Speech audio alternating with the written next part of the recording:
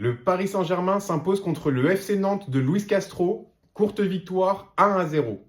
La première chose qu'on peut dire, c'est que franchement, ça ressemblait énormément à un match de préparation, lié surtout au fait que les Nantais ont joué avec une ligne défensive de 6 joueurs. Et les Nantais se sont très peu projetés pendant le match, malgré le fait que le PSG n'ait aligné que son équipe B. Les deux équipes évoluaient en 4-3-3, donc on a eu une défense complètement remaniée, avec Zahir Emery à droite, Zabarni, Beraldo en charnière centrale, et Lucas Hernandez à gauche. J'ai trouvé le match de Lucas Hernandez pas bon comme d'habitude, trop lent. Il y a vraiment un problème, je trouve, avec ce joueur. Il y a un débat à avoir, je pense qu'on en discutera dans la semaine. Mais selon moi, ça ne sera pas suffisant pour tenir la saison, surtout sur des matchs avec une intensité un peu plus haute. On a vu que Zahir Emery à droite, ça fonctionne. Même si effectivement, il n'a pas totalement ses repères, il compense bien. Défensivement, il va à la maillotche. Le problème, c'est qu'il se projette évidemment beaucoup moins qu'Hakimi et pas de la même manière surtout. Zabarni, j'ai trouvé son match correct. Très peu de déchets, beaucoup de duels gagnés. Il a vraiment l'air très très solide physiquement ce mec, donc on va voir après au niveau de la relance. Quelques soucis en début de match, mais ça s'est réglé au fil du temps et il a finalement rendu une partition assez propre. Beraldo, quelques interventions très limites en début de match, mais pareil, un peu comme Zabarni, j'ai trouvé qu'il a trouvé du rythme au fur et à mesure du match. Et je l'ai quand même trouvé assez bon. Il m'a quand même fait un petit peu peur sur 2-3 actions défensives où honnêtement, il n'a pas forcément la bonne attitude. Au milieu de terrain, Ruiz, ça va aller très très vite. On l'a quasiment pas vu pour une fois. On sent quand même qu'on en a besoin parce que dès le début, on était bien équilibré et notre bloc a joué très haut et on monopolisait la balle. Ça n'avait pas de problème, à la différence du match contre Tottenham. Par contre, on l'a quasiment pas vu. C'est pas grave, ça peut arriver évidemment, surtout qu'avec sa reprise sans préparation, avec sa grande carcasse, c'est possible que ça mette un petit peu plus de temps à l'allumage. Vitinha, donc homme du match. Honnêtement, première période un peu passable.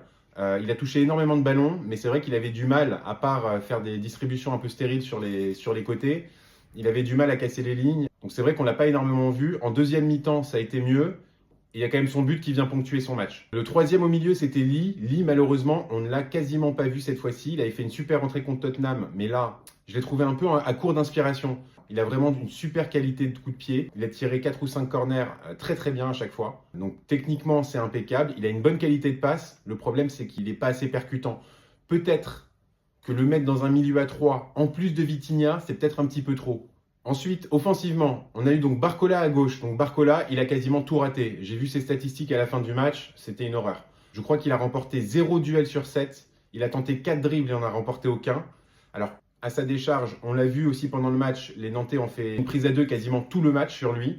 Donc là, je pense que Lucas Hernandez aurait quand même dû l'aider un petit peu plus en montant, en se montrant disponible, en proposant des solutions, mais ça n'a pas été le cas. Barcola tire 5 fois au but, il encadre 0. Donc en termes statistiques, ça a vraiment été insuffisant cette fois-ci. De l'autre côté, on avait Mbaye, donc qui surfe un peu sur la continuité de sa finale de Supercoupe, où il a été très bon en rentrant à la 75e minute. Là, malheureusement, titulaire, on a vu, il a tenté beaucoup de choses, plus que Barcola, il a plus percuté, il a plus combiné, mais ça passait pas. Donc, soit ses dribbles systématiquement interceptés, soit même ses passes, je les ai trouvés assez mal réalisés, trop appuyés souvent, ou juste pas dans la bonne direction. Donc malheureusement, Mbaye, vraiment encore un peu léger. J'en reviens à ce fameux sujet de, je pense vraiment qu'il nous faut un ailier droit supplémentaire, mais polyvalent, qui pourrait potentiellement aussi dépanner des fois au milieu. Et donc le dernier, c'est Gonzalo Ramos. On pouvait en attendre un petit peu plus, étant donné qu'il était titulaire cette fois-ci. On s'en rend compte, mais quand Ramos est titulaire, malheureusement, il est assez peu décisif. Je trouve qu'il manque en fait de cette grinta qu'il a justement quand il rentre en cours de match, et souvent quand c'est compliqué d'ailleurs. C'est souvent quand on est en difficulté en fait que Ramos fait un bon match. Là, je trouve qu'il met pas assez d'impact. Je trouve qu'il met pas assez de rudesse physique. Il pèse pas assez sur la défense centrale non plus. Son but hors jeu, c'est vraiment dommage parce que ça se joue à 30 cm à peine, je pense. La déviation de Doué, la passe décisive, magnifique. Par contre, Ramos, il a failli mettre un but d'anthologie. La fameuse action où il s'excentre complètement sur la ligne de 6 mètres du gardien parce que le gardien sort, donc l'empêche finalement de tirer. Il se retourne et il fait un petit lob au-dessus du gardien.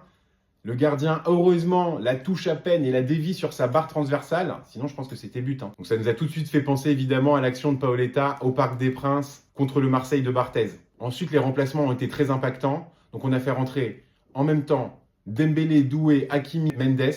Ça a changé le match immédiatement. On l'a vu dans les 5 minutes qui ont suivi. On s'est tout de suite créé des occasions. Et je crois que même pas 10 minutes plus tard, on marque le fameux but. Donc c'est vrai qu'on voit quand même une énorme différence entre nos joueurs remplaçants et nos joueurs titulaires. Donc ça amène quand même à se poser des questions pour la saison qui arrive. En ce qui concerne donc les 4 remplaçants, on a Dembélé qui a pris la place d'Mbaye, on a Doué qui a pris la place de Lee, et bien sûr on a Nuno Mendes et Hakimi qui ont repris leur place dans les couloirs. Donc on a vu tout de suite beaucoup de projections de la part des deux latéraux, Mendes et Hakimi. C'est d'ailleurs Nuno Mendes qui fait la passe décisive pour le but de Vitinha.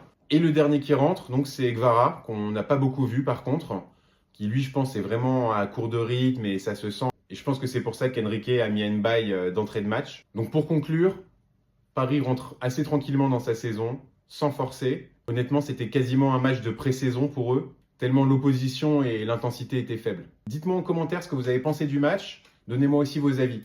On retrouvera nos Parisiens dès la semaine prochaine, à partir de vendredi, coup d'envoi à 20h45, et ça se passera au Parc des Princes. En attendant, passez une bonne semaine.